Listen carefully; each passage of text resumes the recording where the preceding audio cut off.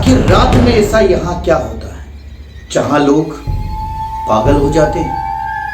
कहा यह भी जाता है कि 300 से ज्यादा यहां समाधि बनी हुई है। एक ऐसी कहानी जिसमें हम आज बात करने वाले हैं। एक ऐसा शख्स जो रात में वहां पर गया। कहा जाता है कि वहां नहीं जाना चाहिए रात में। ऐसी कहानी जहां रात में कोई नहीं रुकता। तो आखिर उसके साथ हुआ क्या? आखिर वो जगह कौन सी? आज की इस कहानी में हम जानेंगे एक ऐसी कहानी के बारे में जो सच्ची कहानी कही जाती है। ये कहानी है भगवान श्री कृष्ण की कहानी। ये कहानी है गोपियों की कहानी। ये कहानी है राधा मैया की कहानी। और इस कहानी में एक और पात्र जो हिमांशु जालंधर का 18 साल का। आखिर क्या होता उसके साथ? कहानी की शुरुआत करते हैं दोस्तों। कहानी है जालंधर के 18 साल के लड़के हिमांशु की। हिमांशु का परिवार श्री कृष्ण का भक्त हुआ करता है। ये कहानी एक सच्ची कहानी जो कहा जाता है, जो तमाम अखबारों में या कहा जाता है बहुत सारे वीडियो में इसका जिक्र भी है। हिमांशु जो 18 साल का लड़का अपने परिवार में वो बचपन से देखते आया जहां भक्तिमय श्री कृष्ण की पूजा अर्चना की जाती है। आखिर उसके मन में एक जिज्ञासा पैदा होती है। और वो जिज्ञासा क्या? भगवान श्री कृष्ण की भक्ति को देखते हुए उसे कहीं पता लगता है कि निधिवन वृंदावन में रात को श्री कृष्ण रासलीला करते हैं। रासलीला जो अपनी गोपियों के साथ नृत्य करते हैं। जहां वृंदावन में रात को जो पेड़ है वो गोपियां में बदल जाते हैं। जहां राधा मैया और अन्य गोपियां श्री कृष्ण के साथ रासलीला। यही सब सोच करके वो एक दिन जालंधर से वृंदावन जब वो वहां जाता है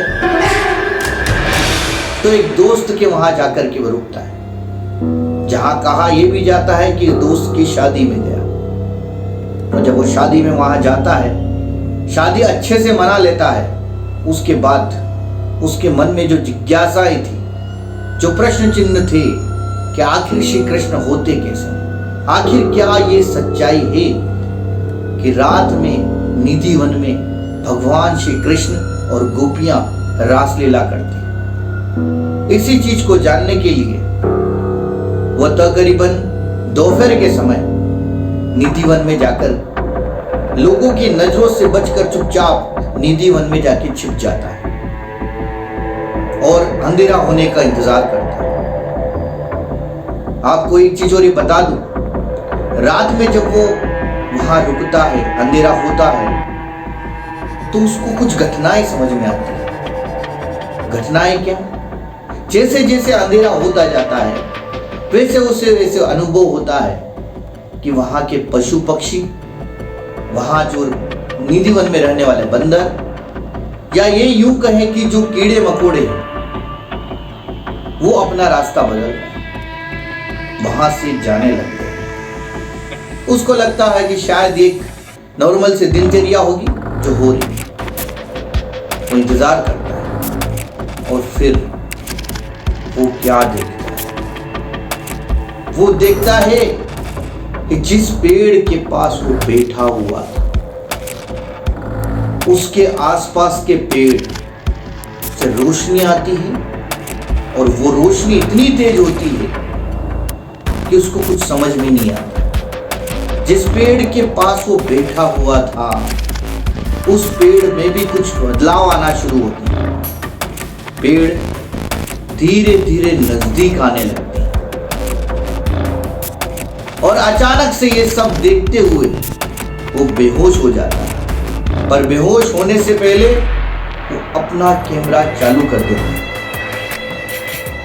और जब वो बेहोश होता है तो दोस्तों कहा यह जाता है कि जब उसको होश आया तो वो अपने घर में पाया। पूरे 8 से 10 दिनों बाद उसको ठीक से होश आया और जब उसने सारी चीजें जब वो अपने परिवार के सदस्यों को बताना चाहा तो उसने सबसे पहले यही कहा कि उसने उसका कैमरा चालू कर दिया था। जब वो कैमरे में देखता है तो क्या देखता है? उसे कैमरे में कुछ भी नहीं मिलता। आपको जानकर शायद हो सकता है कि ये सब बातें जो बताई जा रही है बनावटी लगे। मैं भी यही सोच रहा था, पर जब और भी कहानियां सुनी, जब और भी कहानी देखी तो आखिर समझ में आया। जब इसके बारे में और जाना कि निधिवन में आखिर है क्या और चीज, तो पता लगा निधिवन में आज 300 से ज्यादा कहीं ना कहीं समाधि बनी हुई और कहा यह जाता है कि वे वो समाधि है जब निधिवन में ये लोग चुपके से रुके और भगवान श्री कृष्ण की रासलीला देखना उन्होंने चाहा। भगवान श्री कृष्ण को उन्होंने देखना चाहा। तो कहा जाता है कि ये लोग वो थे जो पागल हो गए थे और उसके बाद कुछ दिनों बाद इनकी मृत्यु हो गई। ये सब जानकर बड़ा आश्चर्य होता है, आंखों पे विश्वास नहीं होता है। लेकिन कुछ कहानियां, कुछ चीजें हमें माननी होगी। मैं ये नहीं कहता कि आप मानिए, मैं ये नहीं कहता हूं कि आपको मानना चाहिए, पर आखिर ये चमत्कार है तो कैसे हैं? क्यों लोग 300 से ज्यादा वहां जिनकी समाधि बनी हुई लोगों के द्वारा कहा गया है कि लोग पागल हो जाते हैं। आखिर ईश्वर को हमें मानना होगा किसी भी रूप में। दोस्तों, ये एक सच्ची घटना है या नहीं, लेकिन तमाम तरह की घटनाएं, तमाम तरह की वीडियो, तमाम तरह की चीजें जो आज की तारीख में मुझे मिली और उस कहानी को मैं आपके सामने लेके आया। और कहा तो ये भी जाता है कि वहां के लोग, वृंदावन के आसपास रहने वाले लोग रात को अपनी खिड़कियां बंद कर देते। तो वहां के लोगों का कहना है कि उन्होंने कुछ घुंघरू की आवाज सुनी और यही चीज हिमांशु के साथ भी हुई थी। उस कहानी में हिमांशु ने भी घुंघरू की आवाज सुनी, पेड़ों से रोशनी देखी और पेड़ों को पास नजदीक जाते हुए उसने महसूस किया और वो बेहोश हो गया। 300 से ज्यादा समाधियां और उनकी घटनाएं,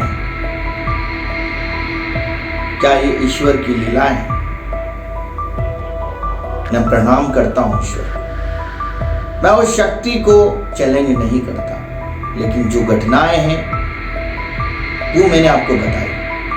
कितनी सच है, कितनी झूठ,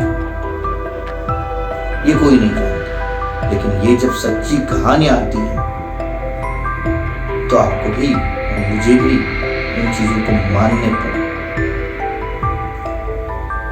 मजबूर कर देती कि आखिर वो शक्ति है। चलिए मुलाकात करते हैं आपसे किसी और नई कहानी। तब तक के लिए